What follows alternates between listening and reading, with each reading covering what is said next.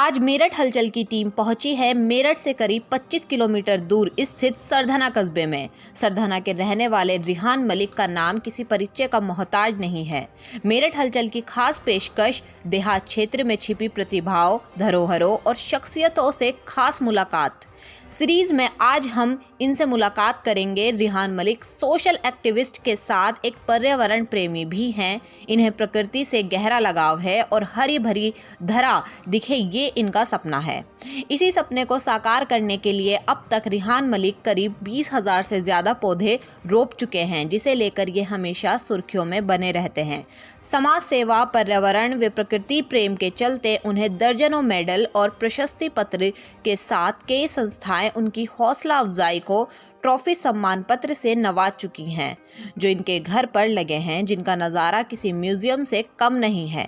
यह प्रमाण पत्र उनके सामाजिक कार्य व पर्यावरण के प्रति प्रेम को दर्शाता है। तो बने रहिए हमारे साथ और वीडियो को पूरा देखिए। हमारी टीम पर्यावरण प्रेमी रिहान मलिक से एक खास मुलाकात करेगी। नमस्कार, एक बार फिर आपका स्वागत है मेरठ हलचल की टीम के साथ। आज हमारी टीम सरधना देहात में पहुंची है और यहाँ एक प्रतिभा प्राकृतिक प्रेमी के साथ हम बातचीत करेंगे। यहाँ के रहने वाले सरधना देहात से रहने वाले रिहान मलिक, जो कि क्षेत्र में काफ़ी चर्चित हैं और पेड़ पौधों को लगाने के लिए वो जाने जाते हैं, पर्यावरण प्रेमी हैं। उनसे हम आज खासी बातचीत करेंगे। रिहान जी, स्वागत है आपका मेरठ हलचल में जी।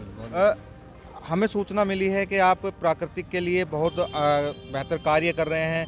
आप अब तक हज़ारों पेड़ लगा चुके हैं। किस तरह से इस कार्य को कर रहे हैं आप? ये एक हमारा पेड़ पौधों से लगाव है। पेड़ पौधे लगाते हैं, उनका संरक्षण करते हैं। काफ़ी समय से हम इसमें लगे हुए हैं और पहले खेती है, खेतों में लगाते थे पौधे। अब थोड़ा जागरूक हो गए। अब बड़े स्तर पर जहाँ भी जगह मिलती है हमें, जैसे कब्रिस्तान, शमशान घाट वगैरह उचित जगह मिलती है, वहाँ पर हम पौधारोपण करते हैं। पेड़ पौधे लगाने की आपको प्रेरणा कहाँ से मिली?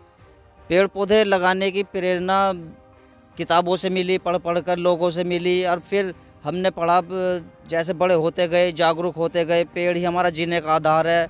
जब से हम पैदा हुए हैं, जब से हम प्रकृति से ले ही रहे हैं, सांस के रूप में, फलों के रूप में समझ सकते हैं, सब्जी के रूप में, यहाँ तक कि घर के खिड़की दरवाजे भी आप हमारे प्रकृति की ही देन है।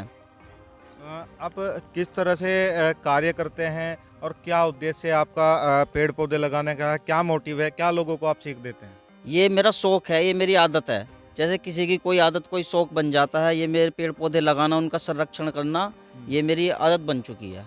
तो आने वाले समय में आगे का क्या प्लान है और किस तरह से आप काम करेंगे? आने वाले समय का हमारा क्षेत्र में 1 लाख पौधे रोपने का टारगेट है। लगभग 20,000 के करीब हम पौधे रोप चुके हैं। 30,000 पौधे हम, ये जब वन महोत्सव आएगा इसमें हम रोपेंगे।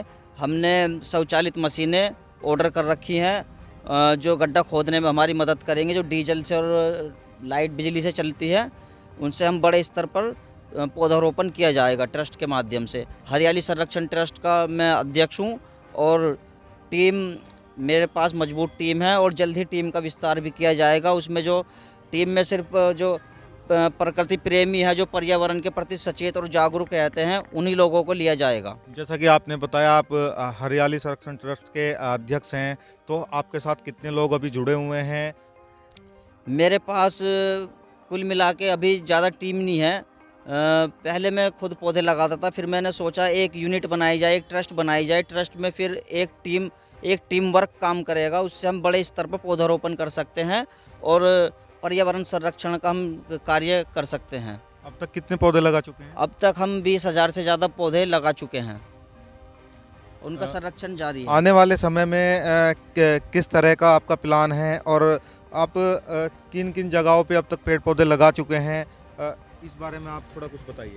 पेड़ पौधे हम कब्रिस्तान, शमशान घाट, शमशान भूमि, बच्चा शमशान, सार्वजनिक स्थान, और जहाँ भी हमें डिमांड होती है किसी के यहाँ पेड़ पौधे लगाने की, तो वहाँ हम पौधे लगाते हैं।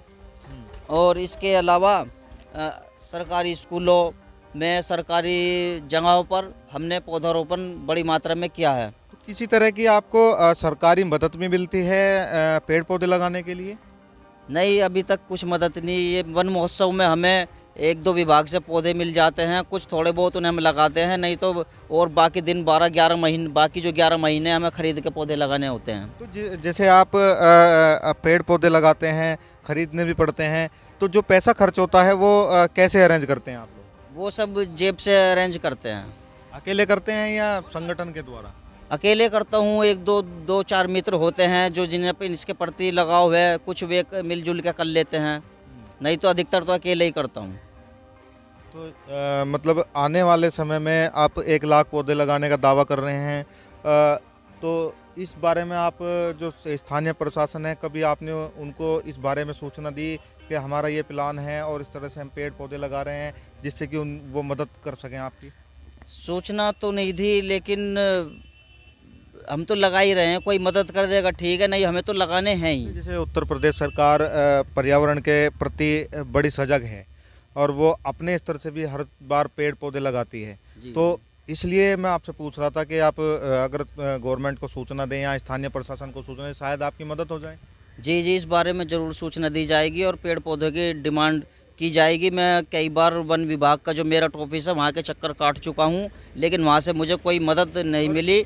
मदद भी मुझे कुछ वो नहीं चाहिए, मुझे सिर्फ पेड़ पौधे चाहिए, क्योंकि मेरा कोई 1 महीने का पेड़ पौधे लगाने का काम नहीं है, मेरा 12 महीने पेड़ पौधे मौसम अनुसार पौधे लगाने का काम है।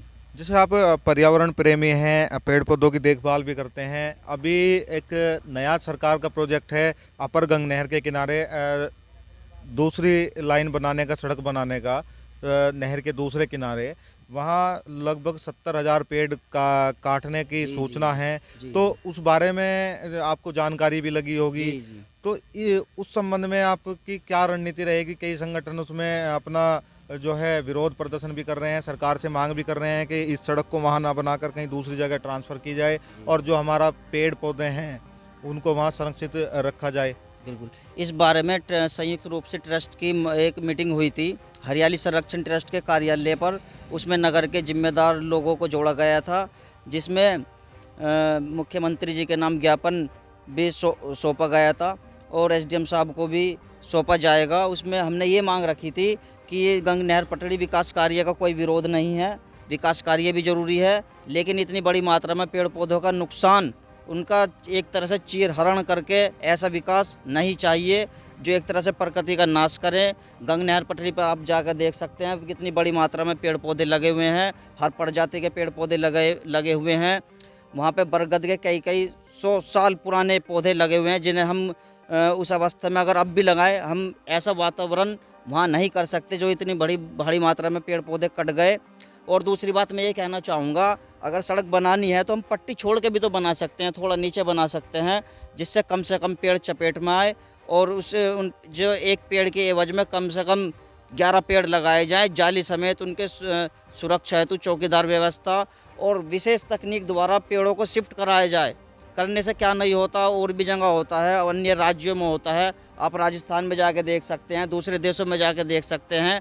हाईवे, अगर किसी हाईवे के बीच अगर एक पेड़ आ जाता है तो वो उसे शिफ्टिंग कर देते हैं, हाईवे को मोड़ देते हैं। तो कुछ सरकार के पास बहुत प्लान है, ऐसी कोई स्कीम, कोई प्लान ऐसा आए जिससे हमारे पेड़ पौधे भी बच जाए और विकास कार्य भी हो जाए। और ट्रस्ट फिर भी अपने स्तर से कई हज़ार पौधे नहर पर लगाने, पहले भी पूर्व में भी लगा चुके हैं सैकड़ों पौधे, और अब भी हज़ारों की संख्या में पौधे लगाने को ट्रस्ट पूर्ण रूप से तैयार है। तो अब थोड़े आपसे हम पेड़ भी जो आपके द्वारा पेड़ पौधे लगाए गए हैं उन्हें भी देखना चाहेंगे। यहाँ आसपास कोई ऐसा स्थान है जहाँ आपने पेड़ लगाए हैं अभी? जी, एक दिन में तो आप देख नहीं पाएंगे, मैंने बहुत बड़े स्तर पर पौधारोपण किया है। आप फिलहाल यहाँ पर कब्रिस्तान, ईदगाह कब्रिस्तान में मौजूद है, आप यहाँ पे देख सकते हैं। भारी मात्रा पे यहाँ पर पौधे लगाने का मकसद सिर्फ ये है क्योंकि यहाँ पर चार दीवारी है, बाउंड्री है। पिछली बार मैंने तारबंदी भी कराई थी, ट्रस्ट द्वारा यहाँ पर पानी की लाइन भी बिछाई गई है और अन्य कार्य भी आप देख सकते हैं। तो अधिकतर हम पौधे वहाँ पर लगाते हैं जहाँ पर हमारे पौधे सुरक्षित रह सकें। थोड़ा हमें दिखाइए, जो आपने पाइपलाइन यहाँ पानी की बिछाई है और जो पेड़ पौधे हैं वो थोड़ा सा दिखाइए हमें। आप देख सकते हैं इधर से ये पौधे हमने लगाए थे, ये कितने बड़े हो गए हैं। ये सागौन का पेड़ है, ये कांजी पपड़ी का, ये बेर का, ये जामुन का पेड़ है।